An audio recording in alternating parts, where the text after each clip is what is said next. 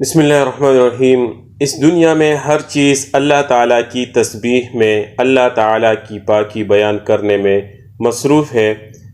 اللہ تعالیٰ قرآن میں ارشاد فرماتا ہے وَإِن مِّن شَيْءٍ إِلَّا يُسَبِّحُ بِحَمْدِهِ وَلَٰكِن لَّا تَفْقَهُونَ تَسْبِيحَهُمْ کہ اس کائنات میں ہر چیز اللہ تعالیٰ کی پاکی بیان کرتا ہے لیکن تم لوگ اس کو نہیں سمجھتے۔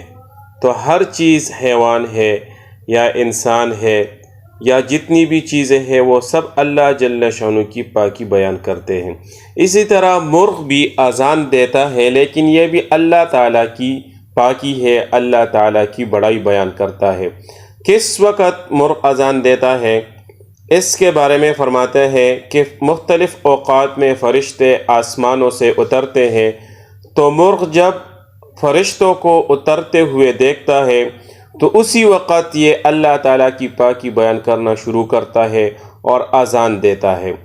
تو یہ وقت دعاؤں کی قبولیت کا ہوتا ہے اور ہمیں حکم بھی ہے کہ جب مرغ کی اذان سنیں تو اللہ تعالیٰ سے اپنے لیے دعائیں کیا کریں۔ اس لیے حدیث میں اللہ کے نبی صلی اللہ علیہ وسلم کا فرمان ہے کہ جب تم مرغ کی اذان سنو تو یہ دعا مانگ لیا کرے اللہم انی اسألک من فضلک، اے اللہ میں تجھ سے تیرے فضل کا سوال کرتا ہوں۔